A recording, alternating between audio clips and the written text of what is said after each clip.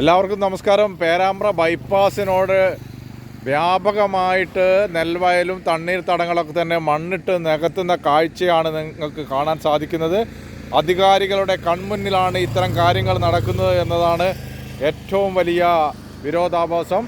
കാരണം ബൈപ്പാസിൻ്റെ ഇരുഭാഗങ്ങളിലും വെള്ളം കെട്ടി നിൽക്കുന്ന ഒരുപാട് കുടിവെള്ളത്തിനൊക്കെ തന്നെ ശാശ്വതമായ പരിഹാരം ഉണ്ടാക്കുന്ന ഒരു സംവിധാനമാണ് തണ്ണീർത്തടങ്ങളിലൊക്കെ തന്നെ വെള്ളം സ്റ്റോർ ചെയ്യുന്നത്. പക്ഷേ അതൊക്കെ ഉന്നതരുടെ ഒത്താശയോടെ മണ്ണിട്ട് നികത്തുന്ന കാഴ്ചയാണ് നിങ്ങൾക്കിവിടെ കാണാൻ സാധിക്കുന്നത്.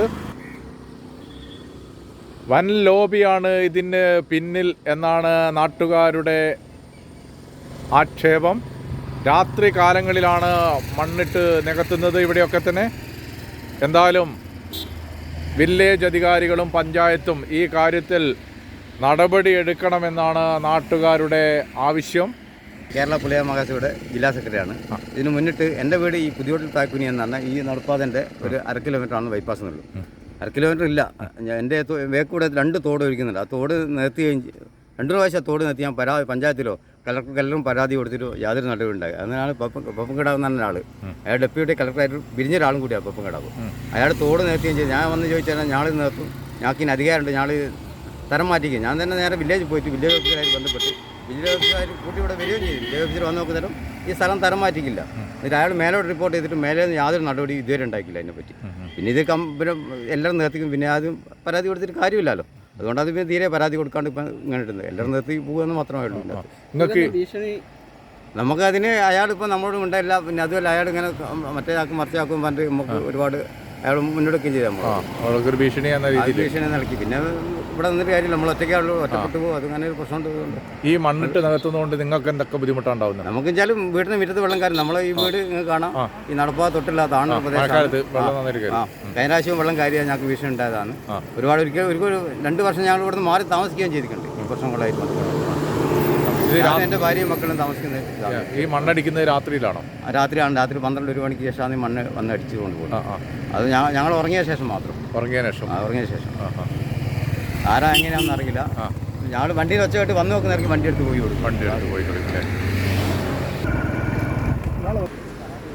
ഈ കാണുന്നത് പേരാമ്പ്ര ബൈപ്പാസിലെ LICക്ക് പുറകു വശത്തുള്ള നെൽവയലിലാണ് മണ്ണിട്ട് നികത്തിയിരിക്കുന്നത്. ഇന്നലെ രാത്രിയാണ് ഈ മണ്ണ് ഇവിടെ ഇറക്കിയതായിട്ട് നാട്ടുകാർ പറയുന്നത്.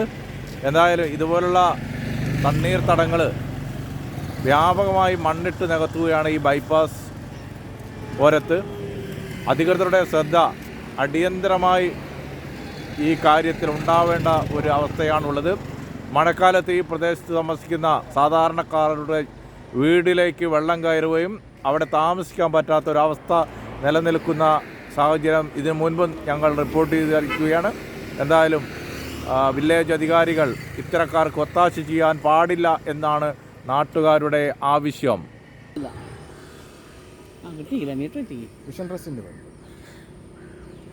ഈ ബൈപ്പാസിലെ റോഡിൽ മണ്ണ് കണ്ടില്ലേ നിങ്ങൾ?